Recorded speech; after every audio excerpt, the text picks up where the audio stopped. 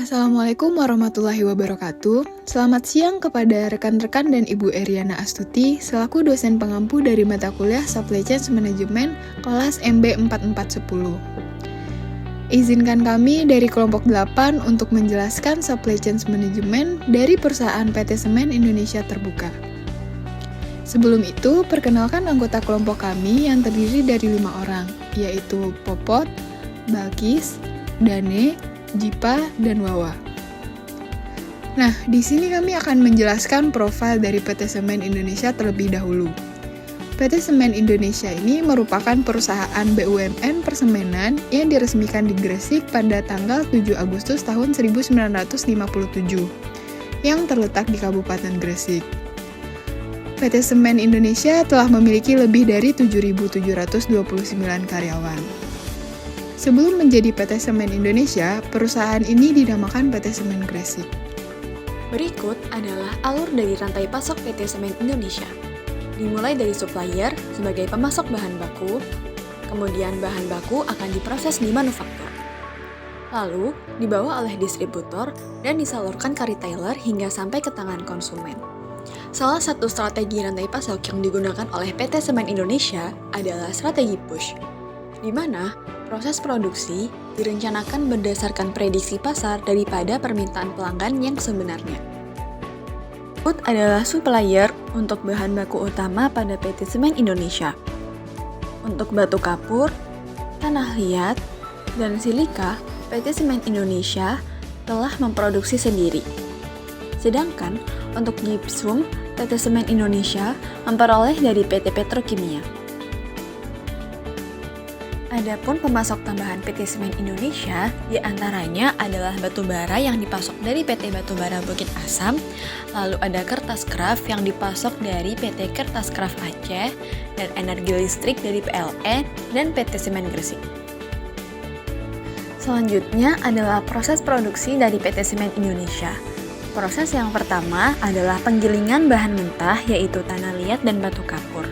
Yang kedua adalah pencampuran bahan hingga menjadi debu. Yang ketiga yaitu proses blending silo atau proses homogenisasi raw mill dengan bantuan udara. Lalu yang keempat adalah material dibakar hingga berbentuk gumpalan. Yang kelima akan terjadi proses penggilingan hingga menjadi serbuk semen. Dan terakhir, serbuk semen nantinya akan disimpan dalam silo cemen dan semen siap di-packing untuk didistribusikan.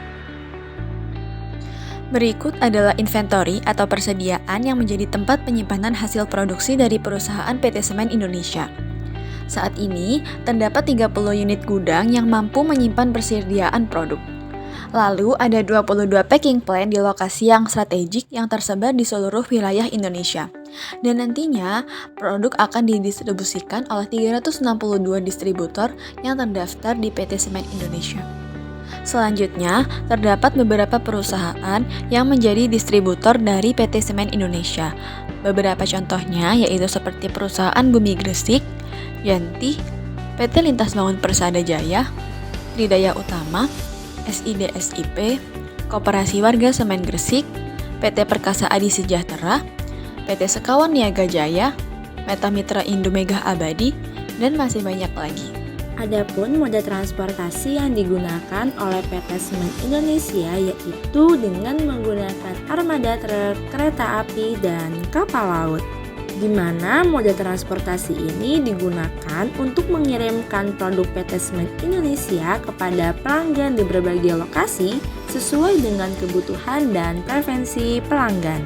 Selanjutnya retailer, di mana retailer PT Semen Indonesia yaitu toko bangunan, di mana toko bangunan ini merupakan pelanggan PT Semen Indonesia yang membeli produk semen untuk dijual kembali kepada pelanggan akhir. Dan yang terakhir masuk kepada bagian strategi PT Semen Indonesia, di mana strategi yang dimiliki yaitu responsiveness yang tinggi pada transportasi. Dengan strategi tersebut, perusahaan dapat memenuhi kebutuhan pelanggan dengan cepat dan tepat. Sekiranya sekian pembahasan kelompok kami mengenai supply chain management pada PT Semen Indonesia. Semoga bermanfaat. Wassalamualaikum warahmatullahi wabarakatuh.